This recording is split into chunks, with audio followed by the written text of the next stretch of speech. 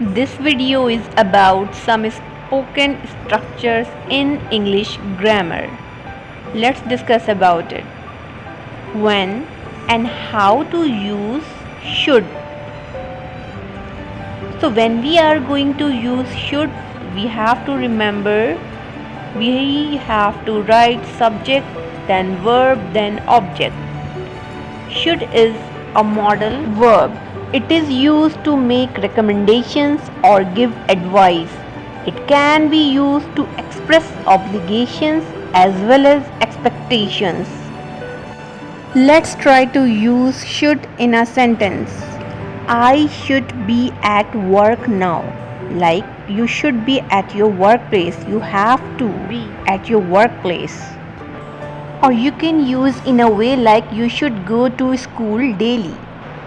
Remember this key point, always use first form when you are going to use should in a sentence. Let's discuss about it when and how to use should have in a sentence. Let's try it. So what does it mean when we are going to use should have in a sentence? Let's discuss about it. Should have is mainly used to give advice for past event. This is hypothetical. What an ideal action was in the past, something that was not done. Should have referred to a missed opportunity and unfulfilled obligations. So let's try to use should have in examples. Always remember to use the structure of should have, like the subject plus should have plus verb, past participle, and then object. Remember this when to use should have: when something was supposed to happen in the past but didn't, then you can use this structure. So here should have means a past missed opportunity. Now I am going to show some examples by using this structure: subject plus should have plus past participle plus object. You should have told to your parents. That means you have done a mistake and it's a regret you are feeling about. You had to tell to your parents. In that way you can use this structure should have. You should have told this but you didn't tell. The next example is I should have talked to him. That means the feelings you have done it wrong. Like you had to talk to him. You had to discuss about this. So you have missed that opportunity.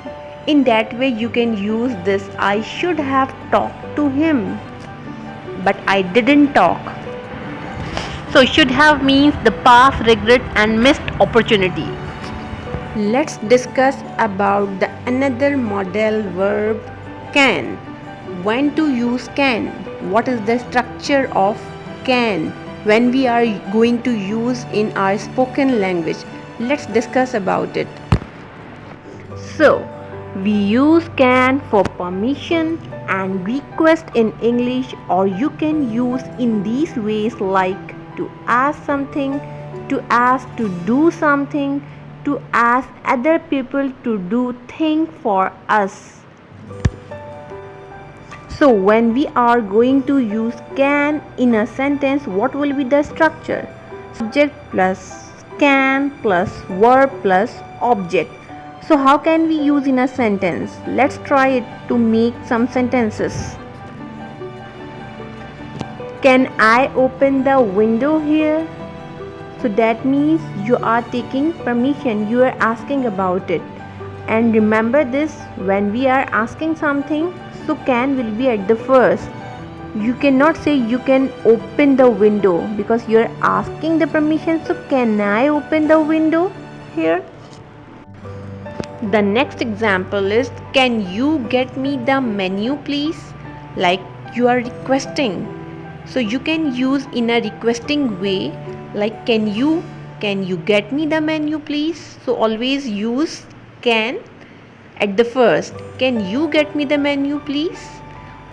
Or if you are telling somebody or advising somebody, so you can say you can get the menu here, or you can get the menu.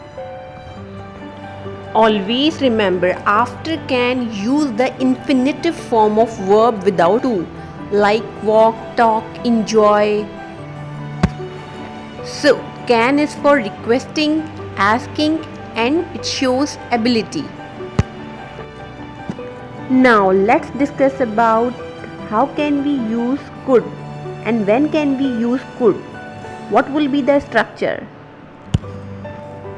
In English grammar, if you see could in a sentence, in any sentence, so what does it mean? It means could is also a modal verb used to express the past ability and possibility, as well as to make suggestions and requests. Commonly used in conditional sentences. We use could to show that something is possible but not certain. Let's discuss about the structure. The structure would be subject plus could plus verb plus object. When you are going to use could, you can use the first form of verb. Let's try to make sentence. They could come by car. What does it mean? It means maybe they will come by car. In that way, in that sense, you can use. The another example of could is he could be at home. What does it mean? He could be. Could and the first form of verb, he could be at home. It means maybe he is at home. And for past ability, you can say that you could do that. Means you could try it, you could do that. The next modal verb is could have. When and how to use could have. Let's discuss about it. What will be the structure and how can we use in our spoken language? Let's discuss about it. So could have means something that was possible in the past but didn't happen. Could have followed by have and past participle verb like third form of verb. Could have expressing your present feelings about past decision or other action. In that way, you can use could have in your spoken language in the grammar structure.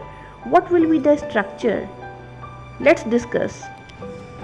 The structure of could have will be subject, then could have, then past participle means third form of verb, and then object. Let's try to make a sentence by using this structure. I could have gone to the party but I was tired.